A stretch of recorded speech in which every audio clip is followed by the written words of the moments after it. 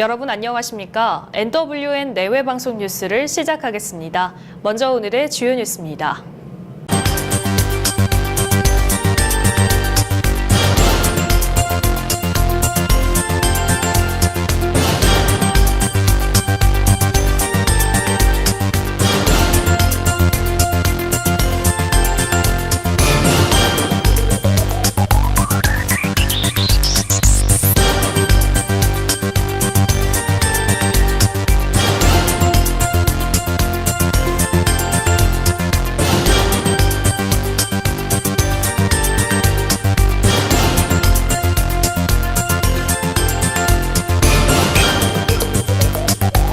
자유한국당의 5.18 공청회를 주최한 김진태 의원은 5.18 폄훼 논란과 관련해 작년 여야 합의로 제정된 5.18 진상규명법에 북한군 개입 여부의 진상을 규명하게 돼 있었다. 그 이상도 이하도 아니다라고 말했습니다.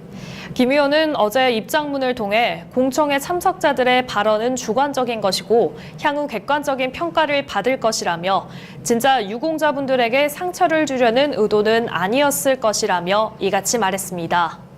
이어 다만 이번에 5.18 유공자 명단을 공개해야 한다며 국민 혈세가 들어갔으므로 우리는 알 권리가 있다고 주장했습니다. 다음 달 5일부터 자격증 취득이나 검정에 대한 광고를 할 경우 국가공인 여부와 자격 취득에 드는 세부 비용을 반드시 표시해야 합니다. 교육부는 자격증을 취득하려는 소비자를 보호하기 위해 자격 관련 광고의 표시 의무를 강화한 자격기본법 시행령 개정안이 다음 달부터 시행된다고 밝혔습니다. 이에 따라 국가의 공인을 받지 않은 민간 자격증의 경우 공인 자격이 아니라는 내용을 광고에 반드시 표시해야 하며 민간과 공인 자격증 광고 모두 응시료와 교재비, 자격 발급비 등 세부 항목 비용을 상세하게 명시해야 합니다. 지난 2011년 한미 FTA 반대 집회에서 경찰의 물대포를 맞고 다친 당시 시민단체 대표들에게 국가가 배상해야 한다는 대법원 판단이 나왔습니다. 대법원 3부는 한국천년연대 공동대표였던 박희진 씨 등 2명이 정부를 상대로 낸 손해배상 청구 소송 상고심에서 각각 120만 원과 80만 원의 위자료를 지급하라는 원심을 확정했습니다. 이들은 지난 2011년 11월 10일 서울 여의도에서 열린 한미 FTA 저지 범국민대회 집회에 참석한 이후 국회 방향으로 행진하는 과정에서 경찰이 쏜 물대포에 맞아 얼굴과 머리를 다치자 국가를 상대로 소송을 냈습니다.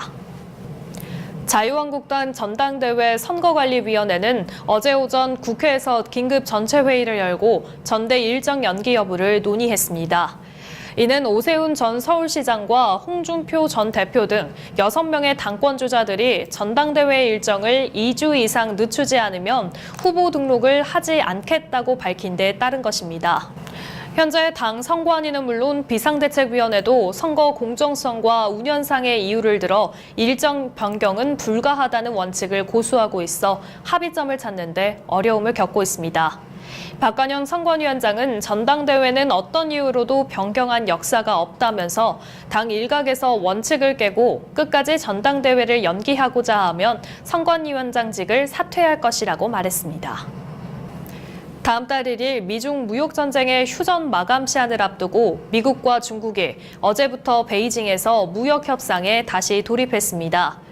제프리 게릿이 미 무역대표부 부대표가 이끄는 미국 측 선발대가 어제 베이징에 도착한 데 이어 오늘 14일에는 라이트하이저 대표와 문우신 재무장관 등 고위급 대표단이 방중해 류허 중국 부총리와 통상 현안을 논의할 예정입니다. 10여일 만에 다시 열리는 이번 무역협상에서도 중국의 지식재산권 침해와 미국 기업에 대한 기술 이전 강요, 비관세 창벽, 철폐 문제 등이 주요 쟁점이 될 것으로 예상됩니다. 미국은 이 같은 이슈를 구조적 문제로 규정하고 중국의 기조 변화를 압박하고 있지만 중국은 자국 고유의 산업 정책을 포기할 수 없다며 맞서고 있습니다. 가정간편식 시장이 1인 가구뿐만 아니라 중고등학생 자녀를 둔 가정과 중장년층 가구로 확대되고 있는 것으로 나타났습니다. CJ제일제당 자료에 따르면 냉동만두와 조리냉동 간편식이 중장년층 가구의 64%, 58%에 각각 들어간 것으로 조사되는 등 2016년과 비교해 모든 식품 분야에서 간편식을 더 사들인 것으로 조사됐습니다. CJ 측에 따르면 우리나라 소비자는 평균 10끼 가운데 3.9끼를 혼자 먹고 혼밥의 41%를 간편식으로 하는 등 혼자 식사할 때 간편식 소비 성향이 두드러지는 것으로 나타났습니다. 국내 주요 대기업 절반 이상이 포괄임금제를 적용하고 있고 대다수는 포괄임금제를 유지하려고 한다는 조사 결과가 나왔습니다. 전국경제인연합회사나 한국경제연구원이 재작년 매출액 기준 상위 600대 기업을 조사한 결과 설문에 응답한 기업 195곳 가운데 58%인 113곳에서 포괄임금제를 적용하고 있었고 직종은 일반 사무직이 95%로 가장 많았습니다. 포괄임금제를 원칙적으로 금지하는 방안에는 71%가 반대했고 반대 이유로는 근로시간을 상정하는 지침을 마련하는 일이 사실상 불가능하다는 응답 비율이 86%에 달했습니다. 그룹 빅뱅의 승리 씨가 클럽 논란이 시끄러운 가운데 개인 콘서트 홍보에 나섰습니다. 승리 씨의 SNS를 보면 다음 달 인도네시아 자카르타에서 개최될 콘서트의 포스터와 상세한 정보가 실렸는데요. 문제된 클럽 경영에 관여하지 않았다는 글을 올린 뒤 엿새 만에 올라온 글입니다. 이에 일각에선 비판이 이어졌는데요. 승리 씨가 사내이사로 지낸 클럽이 폭행에서 마약과 성폭행 수사로 확대되는 와중에 적절치 않다는 것입니다. 부정적인 여론의 영향 탓인지 이번 주말 예정된 승리 씨의 서울 콘서트의 남은 좌석이 300석 이상이고 환불 움직임도 일고 있습니다. 한국 유도 대표팀 중량급 곽동환과 김성민이 2019 파리 그랜드슬램에서 나란히 금메달을 차지하며 2020년 도쿄올림픽 전망을 밝혔습니다. 두 선수는 10일 프랑스 파리 아코르 호텔 아레나에서 열린 대회 마지막 날 경기에서 우승을 차지했습니다. 곽동환은 결승에서 만난 자카르스탄 이슬람 보즈바이에프를 한판 승으로 꺾었습니다.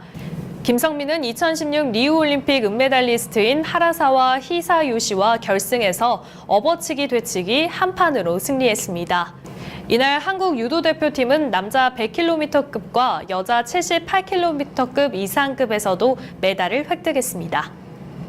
남양주시는 경기도 안성, 충북 충주 구제역 확산에 신속 대처하기 위해 2월부터 구제역 방역대책 상황실을 지역재난안전대책본부로 격상하여 구제역 방안에 총력을 대응하고 있습니다. 설 연휴 기간에도 농업정책과 동물방역팀은 시청 보유 소독 차량 2대, 축협 보유 소독 차량 2대 등을 총동원하여 전사적으로 관내 축산농가 밀집 지역과 주요 도로 등 방역 작업에 매진했습니다. 또한 관내 축산농가에 출입하는 모든 축산 관련 차량 소독을 위해 지난 11월부터 이패동 소재 축산 관련 차량 거점 소독 장소를 운영하며 1차 소독을 실시하고 농장 출입구 진입 전 2차 소독을 실시하는 등 AI 구제역 등 관내 유입 차단 방역을 위해 철저를 기하고 있습니다. 지난주 목요일부터 이어지던 강추위는 점차 누그러지고 있습니다. 오늘 낮에는 조금 더 기온이 오르면서 추위가 더 풀리겠습니다. 한파 수준의 추위는 없지만 추위가 풀리자마자 다시 불청객, 미세먼지가 찾아오겠습니다. 탁한 공기가 기승을 부리는 만큼 호흡기 건강관리 잘해주시기 바랍니다. 오늘 뉴스 여기서 마치겠습니다. 시청해주신 여러분 고맙습니다.